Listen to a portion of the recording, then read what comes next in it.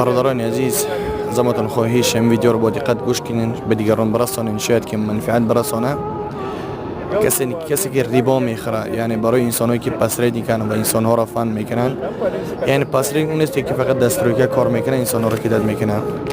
پسرید انسانایی هستن که پول میگیرن، میگم ما بطره مثال بگیریم زبچس خریداری میکنم و همون کار رو نمیکنم، میگه خداحافظ و گم میشه و غیب میزنه. اونها پروردگار میگه روز قیامت با همراه شیطان میخیزن. الا کما یقوم الذی یتخبطه الشیطان. اونها فردا روز قیامت انشاءالله که با همراه شیطان میخیزن. برادران عزیز، ما مسلمان هستیم الحمدلله.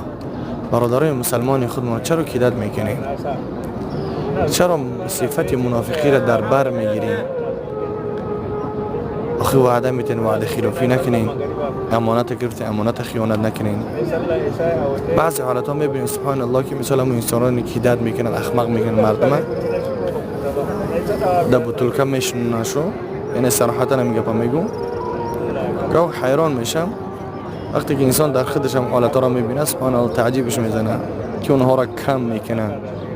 یعنی بیچاره انسان دخنکی و دتنکی پلا کار میکنه بخاطری که مشکلش آسان کنه. یعنی بعضی انسان هستن که پلا میگیرن پس نیکو دکومنت انسان ها را نمیکنن. بعضی انسان ها ماشین مردم هم میگیرن که راست میکنیم نمیکنن. بعضیش ماشیناشون هم میگیرن میگه بعدتر پلش انشالله میتیم صبر که نابود میشوند. بعد پس هم که نورا میخپن یا اینکه ترمشان میکنن یا اینکه در بطول کمیشنانشو یا اینکه پلش چند برابر زیاد میگیرن. بعد خفکی میکنن که چی به نسبت ما خیلی کردن، میتونستن صبر کنن. آخه سبحان الله هرچی صبر اندازه ای داره.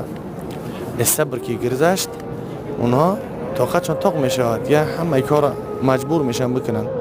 رسول معظم کرام میفرماید که اتقوا قهر الرجال، شما از غضب مرد بترسین. وقتی که مرد غضبناک شید هر یک کار امکانش ممکنه کردن. و اون خاطر برادران عزیز صفت منافقی را با خود نگیرین. حرکت کنین برادران را به خاطر الله میگین خدمت میکنین، به خاطر الله خدمت بکنین، نه به خاطر اون شیطان مردم کیدت بکنین. خدا نگهبانتون باشه. السلام علیکم و رحمت الله و برکاته.